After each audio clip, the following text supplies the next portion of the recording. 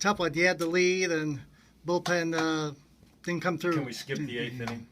Can we just skip it? Yeah. I mean, these are the kind of losses that keep you up at night. Even as old as I am, and as long as I've been doing this, you always think about. And it's funny. It comes down to the 8th inning, but you end up thinking about the whole darn game and going back and every opportunity you had or didn't have. But I thought the matchups were good. Slager's was great. He wasn't as sharp as his last outing. His last outing was really good, but he did a nice job. And Bucinich did his thing, and he's been doing that for a while. And look, we needed an out, and Buddy and Rue have been throwing the ball great for us, and they just didn't get it tonight. And, so that takes place, and then to come right back and have a great opportunity in the 8th and not cash in, it makes it even tougher. So, we weren't able to end the 8th inning, which obviously hurt, but we played well. We swung the bat, we played hard, did some things that there's a lot I like in this game, and a couple of hitters won't take that away. Garber had a great night, swung the bat real well. So we get some sleep for a few hours and come back at 11 a.m. and move on. Mike, is it automatic that you bring in a lefty to face a lefty in that situation? The matchup was good.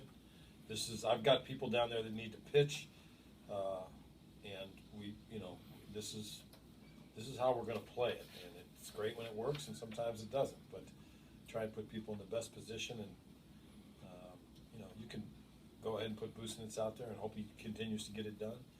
But you guys have watched me for a few years. We're going to use people and put them in situations that they're going to need to be used in at the next level, and have been, and then sometimes ask even more from that. So I look back at matchups, and if you look at the numbers, we could have given Boost an opportunity there, but Buddy needs to pitch, Chappie needs to pitch, and this is part of what they need to do is get left-handers out. So I'm going to look for those situations and put them in them, and for the most part, they'll get the job done. It just didn't happen tonight.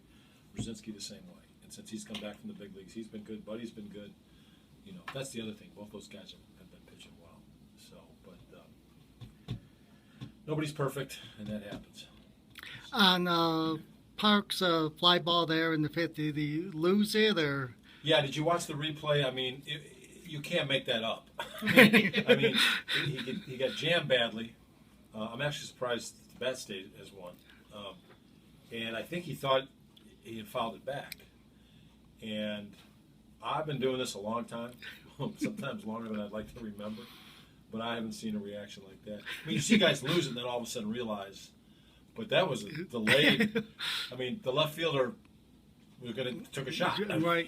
So that was, no matter how long, I'm telling you, you see something. You guys have been covering this game for a long time. You'll see stuff. And once he was safe, I thought it was hilarious. Okay. Might not have had the same reaction had something tragic happened. But was the dugout yelling, "Run"? Oh, yeah. But it's so funny. The guy in the third row behind the dugout and next to us, you can probably hear. But when you're at the plate, you got a helmet on. You're locked in. You foul it off. You're looking for the ball. You're probably not. It's hard to explain unless you've been up there and you're almost unconscious sometimes to what's being said. Now, once you realize it's time to run the bases, you pick up coaches and you do stuff. But I think in the moment you're just trying to search for it. And when in doubt, run, I guess. But anyway, it was a lighter moment prior to a not so light moment. And on the double play started by Haig, did he kind of fake out the runner there at the second? Well, they made a mistake, and were able to capitalize. And I think that obviously there was Smith behind the runner at third was aggressively headed for third. Thought that the guy was going to go on. Haig was playing kind of. He wasn't in, he wasn't back, so he was somewhere in between. And the thing that with that, he gets the out at first. You couldn't have asked for a better ball. Took him right to the bag, catch, step. All right, now look to home immediately. And okay, he's not going. Okay, then instinctively, I think you relax for a minute, and then you go, and then you start, and then you go, oh my gosh, there's another guy. Let me just make sure about him. Well, heck, he was over. So it was a delayed reaction to check the guy at second, but you know, and unfortunately, I was shocked that the guy at that point with 2 outs. You figure the guy at third's got to take a shot, even if he's out at home. He's, you know, you just can't let him run into the tag there. You got to just take off and hope you can find a way to hope we screw up and score the run.